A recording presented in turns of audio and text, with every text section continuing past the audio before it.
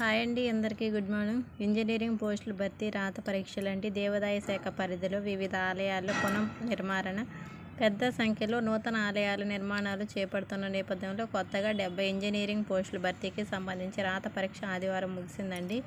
35 AE civil, 5 AE electrical, మరో 30 technical assistant civil పోస్టులు contract విధానంలో భర్తీ చేసేందుకు దేవాదాయ శాఖ నోటిఫికేషన్ జారీ చేసిందండి. ఈ నియామక ప్రక్రియ ప్రభుత్వ సంస్థ ఇంజనీరింగ్ స్టాఫ్ కాలేజీ ఆఫ్ ఇండియాకు అప్పగించింది. ఆయా పోస్టులకు సంబంధించి రాత పరీక్ష విజయవాడ విఆర్ సిద్ధార్థ ఇంజనీరింగ్ కాలేజీలో నిర్వహించారు. 35 ఏఈ సివిల్ పోస్టుల కోసం 1093 మంది దరఖాస్తు చేసుకోగా 767 మంది రాత పరీక్షకు హాజరయ్యారండి. 5 ఏఈ ఎలక్ట్రికల్ పోస్టుల కోసం 231 మంది దరఖాస్తు చేసుకోగా 139 మంది హాజరు అయ్యారు. 30 టెక్నికల్